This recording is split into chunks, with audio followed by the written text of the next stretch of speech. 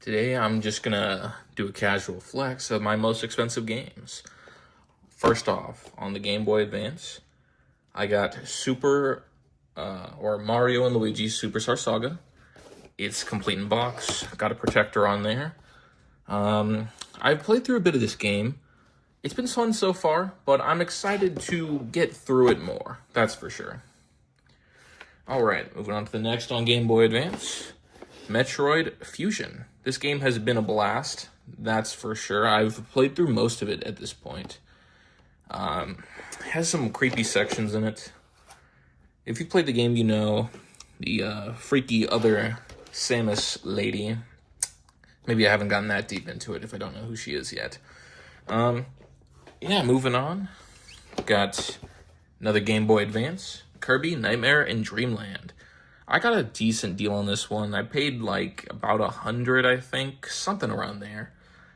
Not bad, given how much or I think I paid like 92. I'm not sure though. Drill Dozer. I paid 170 for this. I'm fairly certain. That's an okay deal, but I was getting the urge to get more Game Boy Advance games, and I saw this, and well, I decided I wanted it. I got it. It's in pretty solid condition. As you can see, like most of the games I got here, Game Boy Advance wise, are in solid condition. This one is probably in the worst condition out of all of them. There's creases here, creases here. I think it had an issue in the shipping. It was shipped in just a bubble mailer, which is, those who don't know, is basically a letter with a tiny bit of bubble wrap. So it was packaged kind of poorly. I got all these protectors myself, so they weren't there before. All right, moving on. This is the most expensive game I currently own for a single game. Well, second most expensive. It's the Legend of Zelda Minish Cap. I got this one complete in box. I paid about 200, but I paid that much because I saw the condition it's in. I don't know if it comes across on camera, but this thing is absolutely pristine. Showing off the bottom here.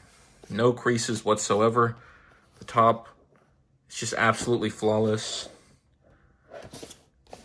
The side, absolutely magnificent. Slight ding here. Well, other than that, this is absolutely wonderful condition. All right, that's all for the Game Boy Advance.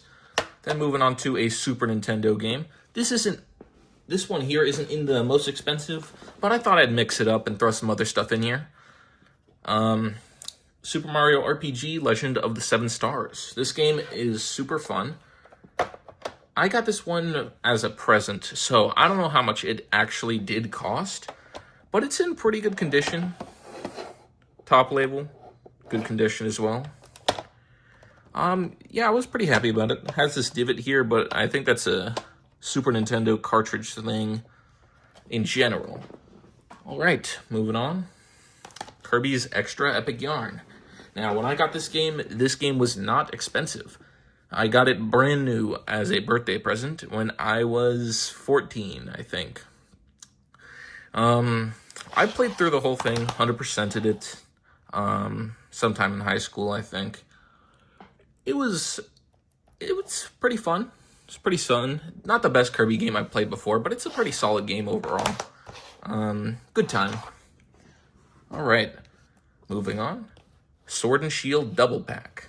I'm not sure if this one counts because this is 2 games, technically. This was also a gift as well. Had a lot of fun with this one when it came out. I beat the game, but I didn't do any of the post-game stuff.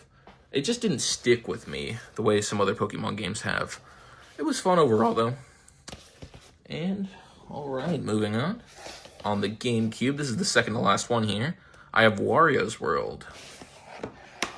It's not in the best condition. Condition is, like, you can see there's a dent here, a bit of a tear in the cover art, which that's a shame. I got this game for around 80 bucks, which is all right. I bought this one in person at a game store, somewhere across the country. This was, I've been having fun with it pretty inconsistently. I've been playing it extremely inconsistently over the last few years now. Haven't gotten through it, but I'm still getting through it. I saw it's coming to Switch Online now, so yeah, that great opportunity to play this wacky game. All right, moving on to the most expensive game. I have Skylanders Imaginators for the Switch. This game, it's the worst Skylanders game other than the racing one on the Wii. It is not great. It doesn't run very well on the Switch. It was almost fun for a few minutes. But this is complete in box. Everything's in here. I took everything out at one point and played it, but played through it completely, to be clear. This game is not very good, but it is very expensive. I know the price at the time. This was a gift to me, but it was around $300 at the time of purchase. That's how much it was bought for. It's in pretty solid condition overall, but that's a steep price for a game that is worst played on the Switch. It wasn't the worst game I've played, but it wasn't a good game by a long shot. All right, and that is going to be most of my most expensive games. I have a couple I didn't put up here just for time and whatnot, because it would, if I put the top 10, it would just be Game Boy Advance games for a solid 8-minute period. So I wanted to mix it up a little bit. But with everything shown off, I hope you have a good day. If you feel anything that you want to express, feel free to comment. And leave a like, subscribe. Why not? All right, you have a good day now. Catch you on the flip.